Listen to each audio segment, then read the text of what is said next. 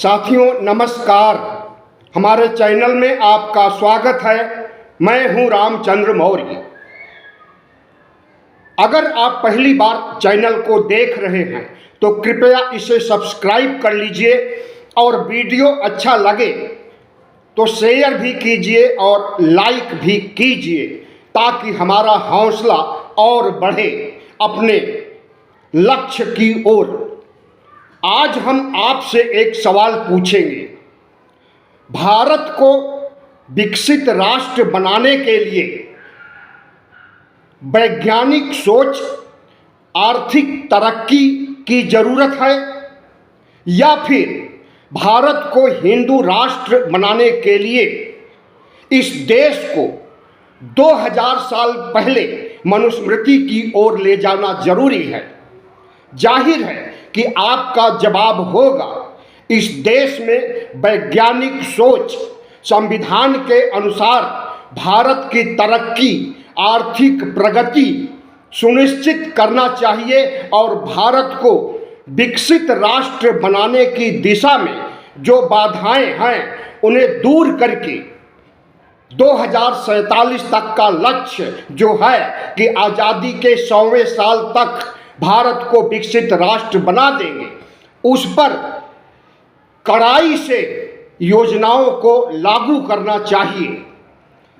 लेकिन आज हमारी जो सरकार है वह आरएसएस की सरकार है, भारतीय जनता पार्टी की सरकार है और भारतीय जनता पार्टी के शीर्ष नेता या यूं कहें सभी नेता आरएसएस की कोख से जन्मे हैं। भारतीय जनता पार्टी भी आरएसएस के कोख से जन्मी है, तो वह आरएसएस के मंसूबे को आगे बढ़ाने की दिशा में इस देश को हिंदू राष्ट्र बनाने के लिए अंधविश्वास, पाखंड, तमाम धार्मिक आयोजन और उन आयोजनों पर करोड़ों अरबों खर्च करके इस देश को मनुस्मृति की ओर ले जाने के लिए उद्यत हैं। तो क्या यह जरूरी है? क्या विकसित राष्ट्र बनाना जरूरी है या हिंदू राष्ट्र बनाना जरूरी है? साथियों, प्रधानमंत्री नरेंद्र मोदी अभी कुछ दिन पहले मॉरीशस जाते हैं विदेश यात्रा पर, तो भारत से गंगा जल ले जाते हैं और वह गंगा जल प्रयागराज के संगम का होता है और उस गंगा जल को मॉरीशस की एक नदी के पानी में प्रवाहित करते हैं और धन्य हो जाते हैं कि हमने प्रयागराज का गंगा जल ला करके मॉरीशस को भी प्रयागराज की तरह महिमा मंडित कर दिया। तो क्या यह एक पाखंड नहीं है? क्या यह एक अंधविश्वास नहीं है कि एक नदी का जल दूसरे नदी में डालकर, और वह भी मटमैला जल, गंदा जल, प्रदूषित जल, जिसे खुद केंद्रीय पर्यावरण विभाग की एजेंसी, प्रदूषण नियंत्रण करने वाली एजेंसी, उसी समय कह दिया था कि यह जल नहाने के लायक नहीं है, आचमन के लायक नहीं है, जिस समय कुंभ का मेला चल रहा था।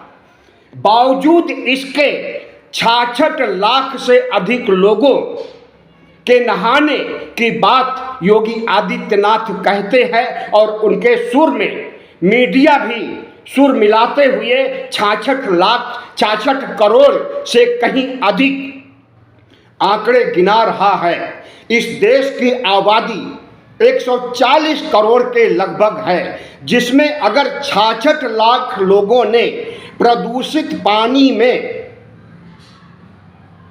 डुबकी लगाई और अगर उन्हें त्वचा से संबंधित बीमारी हो जाए या कोई अन्य बीमारी हो जाए प्रदूषित पानी से, तो क्या नरेंद्र मोदी, योगी आदित्यनाथ जिम्मा लेंगे कि उन्होंने स्नान कराया और इसकी वजह से, गंदे पानी में स्नान करने की वजह से तमाम त्वचा रोग और तमाम बीमारियां उत्पन्न हुई और 66 लाख लोगों के जीवन पर प्रश्न चिन्ह खड़ा हो गया है।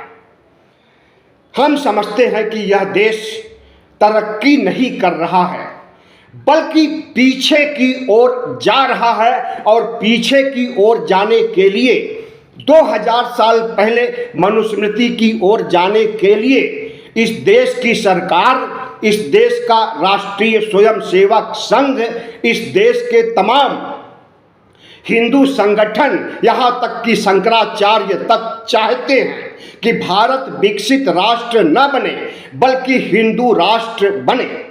प्रधानमंत्री नरेंद्र मोदी के विचारों में दोगलापन तब देखने को मिलता है जब वह हिंदू राष्ट्र के बजाय विकसित राष्ट्र बनाने का वादा करते हैं और कहते हैं कि 2047 तक हम भारत को विकसित राष्ट्र बना देंगे और अगले कुछ सालों में विश्व की तीसरी इकोनॉमी बना देंगे, अभी 5वीं इकोनॉमी है। तो सवाल उठता है कि जब हिंदू राष्ट्र बनाना है तो विकसित राष्ट्र क्यों बनाया जा रहा है, और जब विकसित राष्ट्र बनाना है तो हिंदू राष्ट्र क्यों बनाया जा रहा है?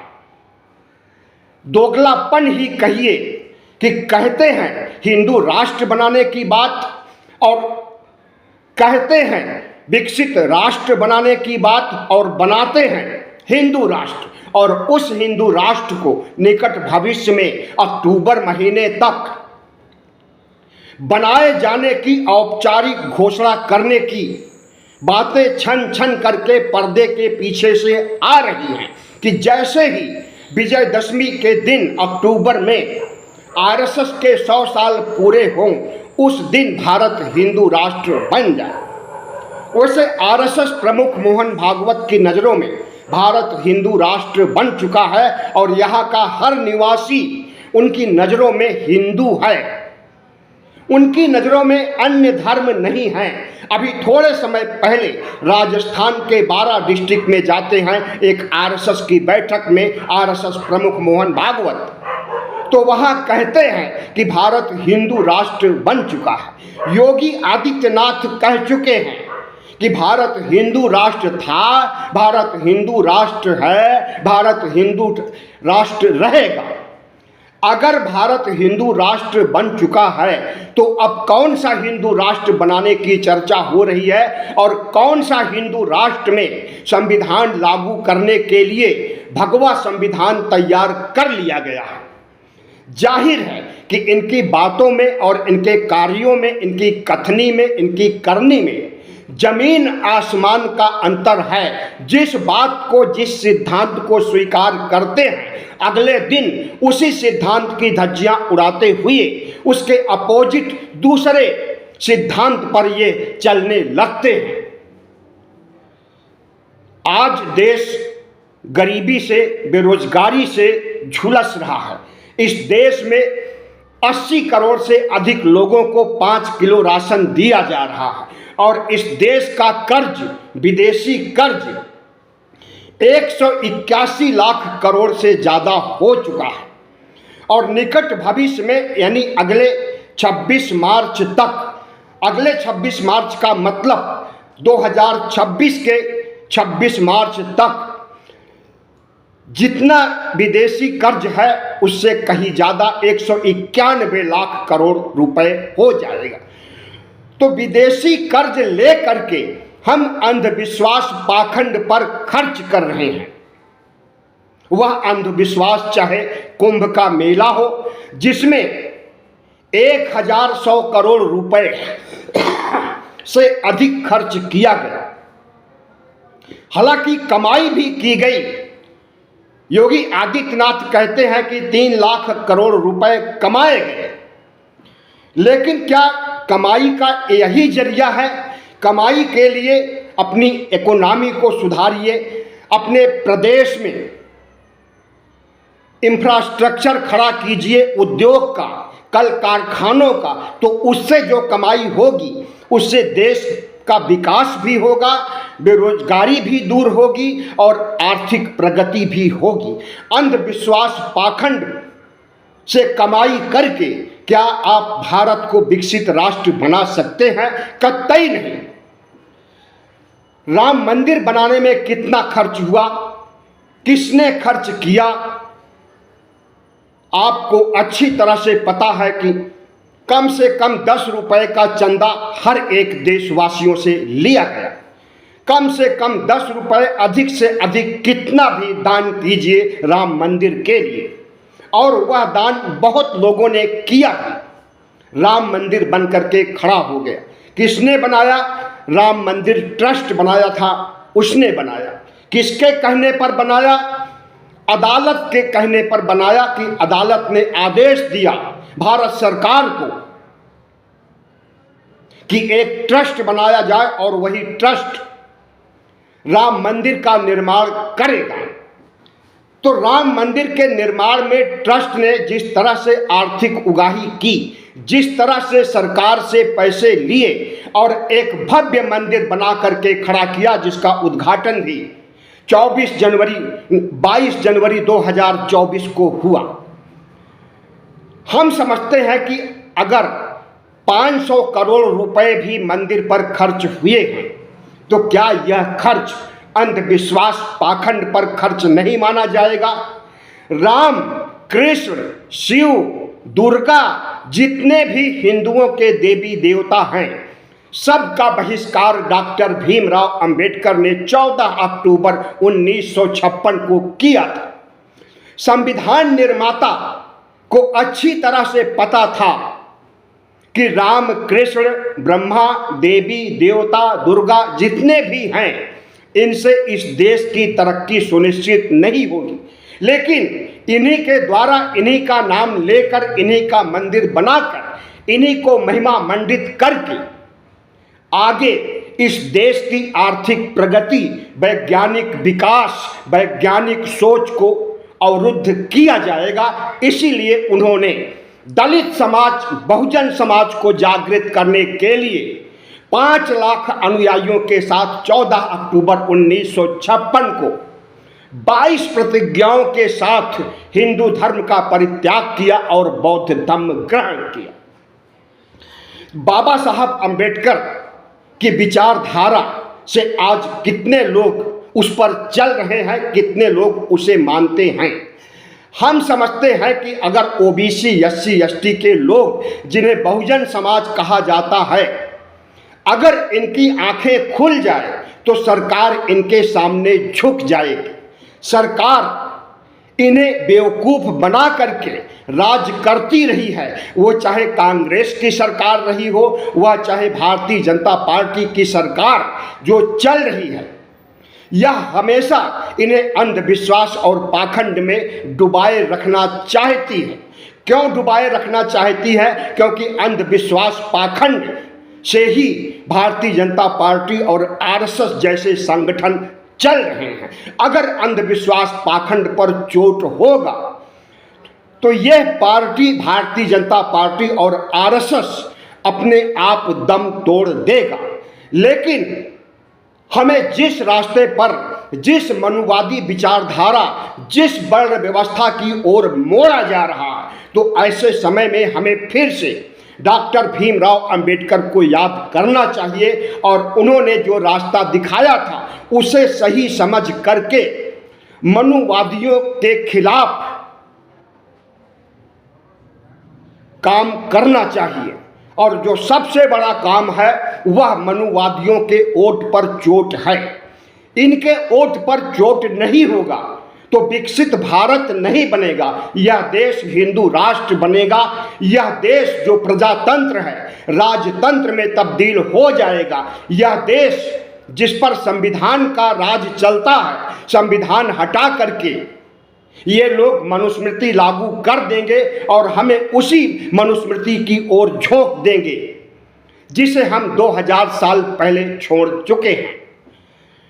तो आज प्रधानमंत्री नरेंद्र मोदी जिस तरह से राम मंदिर का उद्घाटन करते हैं, प्राण प्रतिष्ठा करते हैं, जिस तरह से काशी कॉरिडोर का विकास करते हैं और 700 करोड़ से अधिक धन बर्बाद करते हैं, मथुरा में भी कृष्ण मंदिर बनाने की प्लानिंग चल रही है। ईदगाही मस्जिद जो मुसलमानों की है उसे ध्वस्त करके जिस तरह से बाबरी मस्जिद का विध्वंस किया, उसी तरह से ज्ञान वापी मस्जिद काशी, ईदगाही मस्जिद मथुरा और संभल, तमाम ऐसे मुस्लिम धर्म के पुरावशेष पुराने मस्जिदों, जामा मस्जिदों का विध्वंस करके अरबों खरबों रुपए खर्च करके इस देश में मंदिर निर्माण का काम शुरू हो चुका है। राम मंदिर का उदाहरण कि वहां से पहला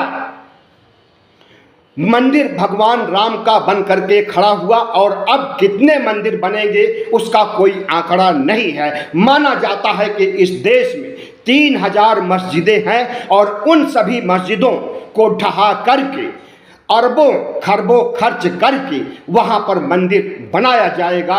हिंदू धर्म का मंदिर, राम का, कृष्ण का, शिव का, ब्रह्मा का, तमाम ऐसे 33 करोड़ देवी देवता हैं जिनका मंदिर बनाया जाएगा और उसकी प्लानिंग बन चुकी है, काम भी शुरू हो चुका है। इसीलिए हर मस्जिद के नीचे शिवलिंग या शिवालय की तलाश की जा रही है और अदालत भी उनके साथ खड़ी है। पूरे प्रजातंत्र को इन्होंने कैप्चर कर लिया है, व्यवस्थापिका को, कार्यपालिका को, न्यायपालिका को और मीडिया को, सबको इन्होंने अपने मुट्ठी में बंद कर लिया है। और अब इस देश के ओबीसी एससी एसटी पर निर्भर करता है कि उनकी आंखें कब खुलेगी, कैसे खुलेगी और वह अपने अस्तित्व के संकट से जूझ रहे हैं। अगर बाबा साहब डॉक्टर भीमराव अंबेडकर का संविधान हटाने की बात लोकसभा चुनाव में भारतीय जनता पार्टी के लोग करते हैं तो उनकी बुरी तरह से हार हो जाती है। 303 सदस्यों वाली लोकसभा जो 2019 में बनी थी वह 240 पर आ जाती है और बैसाखियों के जरिए प्रधानमंत्री नरेंद्र मोदी तीसरी बार शपथ लेते हैं। ऐसा इसलिए हुआ कि इन्होंने संविधान को खत्म करने, मनुस्मृति को लागू करने की बात कह दी थी, लेकिन जरूरी नहीं है कि जो उन्हें करना है वह हमेशा कहेंगे और एक बार कहने पर वह भुगत चुके हैं। इसलिए अब अपना प्लान, अपना भविष्य का रोड मैप ये बताएंगे नहीं बल्कि डायरेक्ट समय आने पर कर देंगे और उसकी उम्मीद जाहिर की जा रही है कि अक्टूबर तक संविधान भी हटेगा, प्रजातंत्र भी खत्म होगा और हिंदू राष्ट्र बनेगा।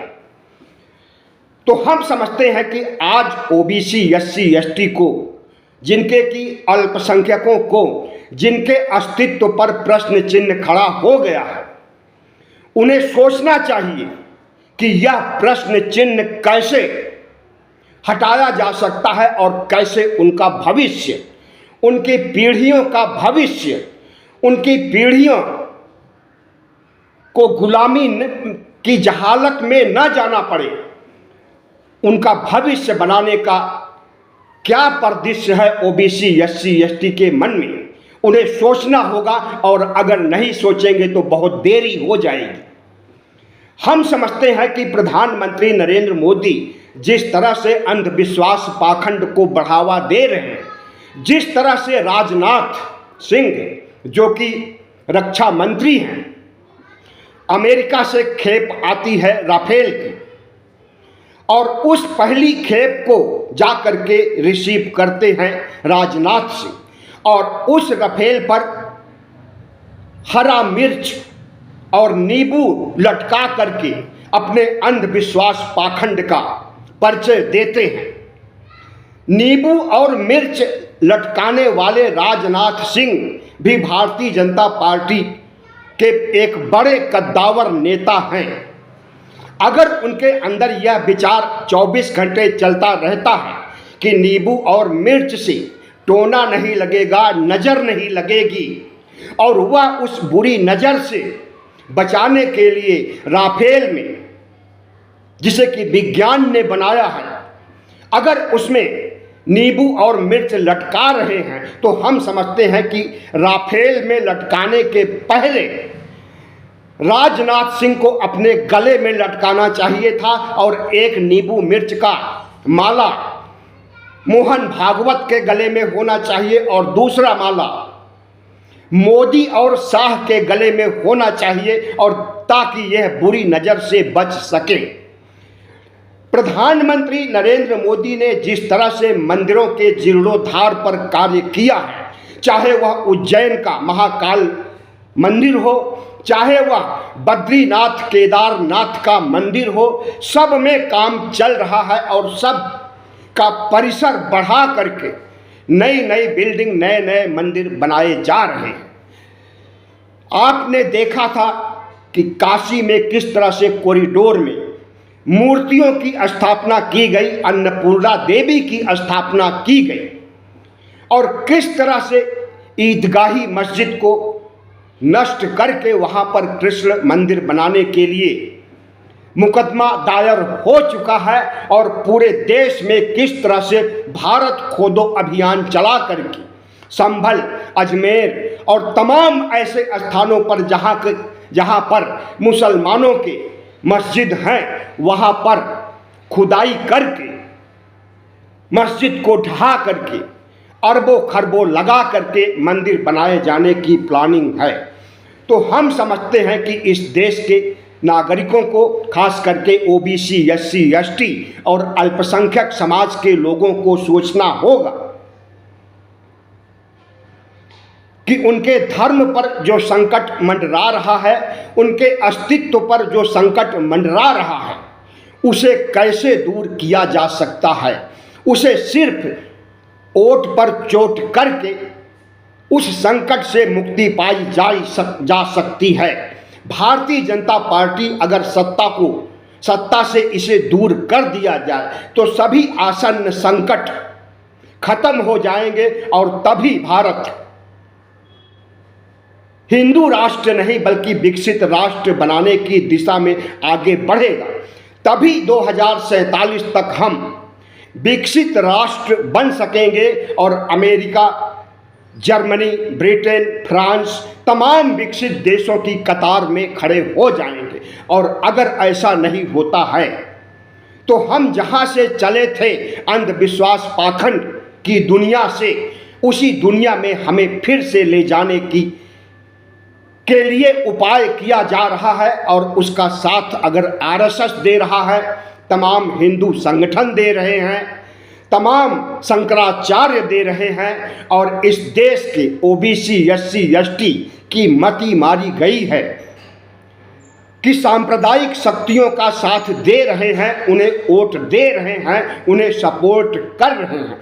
तो हम समझ रहे हैं कि यह राष्ट्र के लिए बहुत बड़ा दुर्भाग्य होगा अगर ओबीसी, एससी, एसटी की दुर्गति होती है, इन्हें वर्ण व्यवस्था के दंश में फिर से झोंका जाता है, अल्पसंख्यकों की दुर्गति होती है और उन्हें देश निकाला किया जाता है, तो इसके लिए जिम्मेदार कोई और नहीं, ओबीसी, एससी, एसटी के वे मतदाता होंगे जो भारतीय जनता पार्टी को वोट देते हैं। वीडियो अच्छा लगा हो तो इसे सब्सक्राइब कीजिए, लाइक कीजिए और शेयर कीजिए, ताकि और लोग भी हमारी विचारधारा से रूबरू हों। धन्यवाद।